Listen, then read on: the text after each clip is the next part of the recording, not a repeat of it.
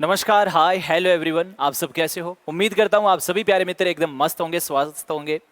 प्यारे दोस्तों, आप सभी का स्वागत है विकास कटारिया एजुकेशन में। मैं विकास कटारिया एक बार फिर से लेकर के आ गया हूँ आपके लिए बहुत ही कमाल के क्वेश्चन सीरीज, एकदम बूस्टर डोज के रूप में। आप जरूर ये बताना कि आपका कितना क्वेश्चन इस क्वेश्चन सीरीज के अंदर ठीक हुआ, यस और नो। कमेंट बॉक्स में जरूर पिन करना, साथ में ये भी बताना क्वेश्चन सीरीज और क्वेश्चन कैसे किस प्रकार से आपको लगे। ठीक है, चलो शुरुआत कर लेते हैं। फर्स्ट क्वेश्चन अपना कि निम्नलिखित में से कौन सी गैस पौधा हरित गृह प्रभाव के लिए उत्तरदायी है, यानी ग्रीन हाउस गैसेज के अंदर पूछा है कि भैया कौन सी गैस ऐसी है जो ग्रीन हाउस गैस उत्पन्न करती है, ग्रीन हाउस गैस इफेक्ट उत्पन्न करती है। बताओ कौन सी गैस है। और ये क्वेश्चन बहुत ज्यादा पूछा जाता है, जैसे ये रीड 2012 का क्वेश्चन है, इंपोर्टेंट बन जाता है। ऑप्शन नंबर ए है CO2, ऑप्शन बी है यहाँ पे CO, या फिर ऑप्शन नंबर बी है सी है यहाँ पे O2, यानी ऑप्शन नंबर डी है यहाँ पे NO2। देखो CO यहाँ पे कार्बन मोनोऑक्साइड है, ठीक है, कार्बन और ऑक्सीजन यानी कार्बन मोनोऑक्साइड है, इसको CO मत समझ लेना। क्लियर? हाँ, तो राइट आंसर जिस भी बंधु का जवाब ऑप्शन नंबर ए है यानी CO2 है, बिल्कुल सही जवाब है।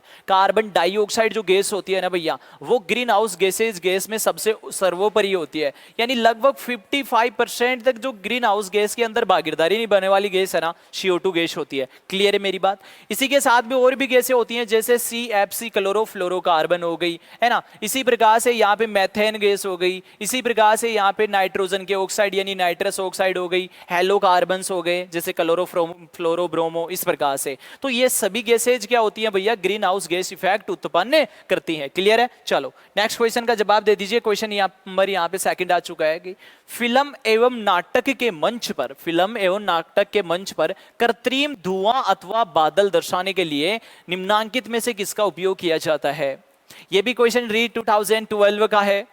और ऑप्शन नंबर ए है यहाँ पे ऑक्सीजन द्रव्य, द्रव्य ऑक्सीजन, ऑप्शन बी है यहाँ पे द्रव्य हाइड्रोजन, ऑप्शन सी है यहाँ पे द्रव्य कार्बन डाइऑक्साइड, या फिर ऑप्शन नंबर डी है यहाँ पे द्रव्य नाइट्रोजन। राइट आंसर क्या चला जाएगा? जिस भी बंधु का जवाब ऑप्शन नंबर डी है बिल्कुल सही जवाब है, यानी द्रव्य नाइट्रोजन राइट आंसर चला जाएगा। क्लियर है? ठीक है, देख लेना भैया। दूसरा क्वेश्चन है जो कि रीड 2012 के अंदर आ चुका है। नेक्स्ट क्वेश्चन देखिए, क्वेश्चन नंबर थर्ड है कि निम्नांकित में से कौन सा उत्पाद सड़क बनाने के काम में लिया जाता है। ऑप्शन नंबर ए है कॉक, ऑप्शन बी है बिटुमनी, या फिर ऑप्शन नंबर सी है यहाँ पे पैराफिन, या फिर ऑप्शन नंबर डी है यहाँ पे नेफ्थलीन। राइट आंसर क्या हो जाएगा? देखो ये क्वेश्चन भी यहाँ पे रीड 2012 के अंदर। और एक बात और बता दूं, ये सारे जितने भी क्वेश्चंस आ रहे हैं ना रीट 2012 के अंदर, एक ही चैप्टर में से आ रहे हैं, और वो चैप्टर आपका रासायनिक पदार्थ वाला। ठीक है, तो कुछ कुछ टॉपिक जैसे कि मैंने पहले वाले टॉपिक में भी बताया, ऐसे टॉपिक होते हैं जहां से अक्सर एक नहीं बल्कि तीन तीन चार चार क्वेश्चन आ जाते हैं, इसलिए इस प्रकार के क्वेश्चन की प्रैक्टिस हमारे को बहुत जरूरी हो जाती है। यस और नो? ठीक है, तो यहाँ पे राइट आंसर क्या हो जाएगा? क्वेश्चन पूछा है कि सड़क बनाने के लिए कौन सा कोयला काम में लिया जाता है। एक तरह से ये देखो, कोयला नहीं बोल रखा है, किसका उपयोग किया जाता है, तो आप सभी को पता है ऑप्शन नंबर बी यानी बिटुमिन, जिसे क्या बोलते हैं, एसफॉल्ट। किस काम में आता है? सड़क बनाने के काम में आता है। और आप सभी को पता है भारत के अंदर सबसे ज्यादा पाए जाने वाला कोयला होता है।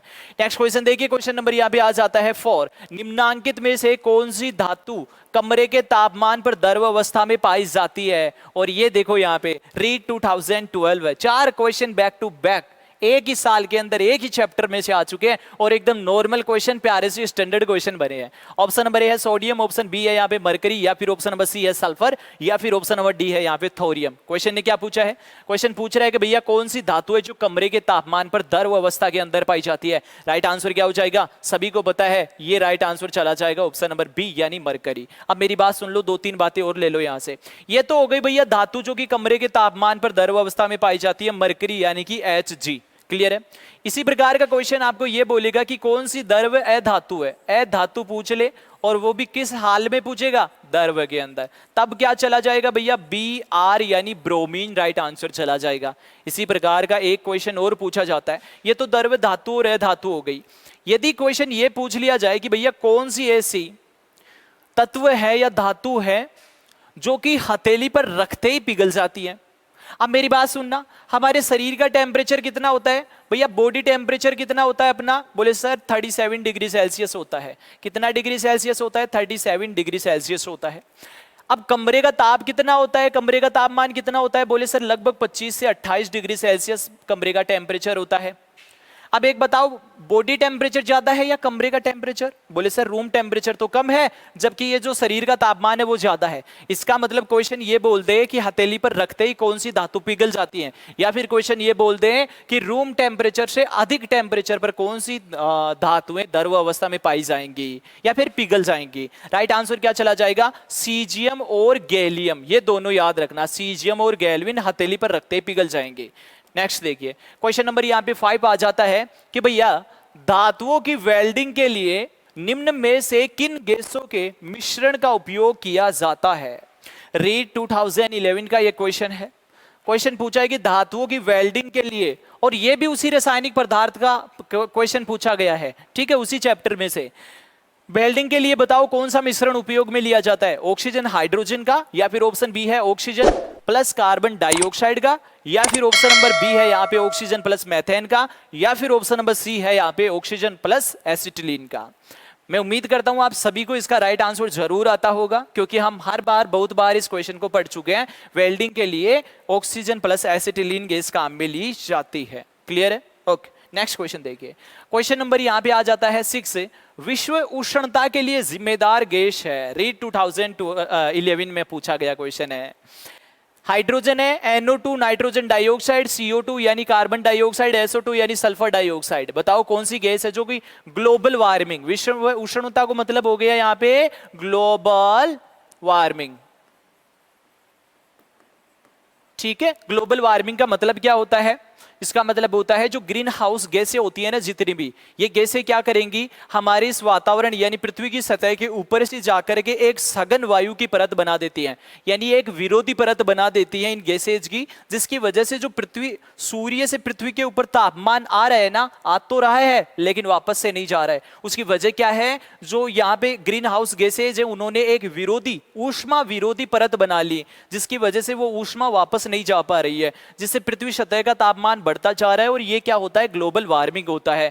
ठीक है, और उसकी वजह से बहुत सारी हानियां पहुंच रही हैं, जैसे जैसे पृथ्वी सतह का तापमान में वृद्धि हो जाना, जिसकी वजह से ग्लेशियर का पिघल जाना, अनेक प्रकार की बीमारियां हो जाना, अनेक प्रकार के जीवों में वातावरण का जो शरीर का जो तापमान था उसमें चेंजेस होने की वजह से उनकी संख्या में कमी हो जाना। तो बहुत सारे यहाँ पे ग्लोबल वार्मिंग की वजह से साइड इफेक्ट होते हैं। तो क्वेश्चन पूछा है कि ग्लोबल वार्मिंग कौन सी गैस जिम्मेदार है, और मैंने इसका जवाब पहले ही आपको बता दिया।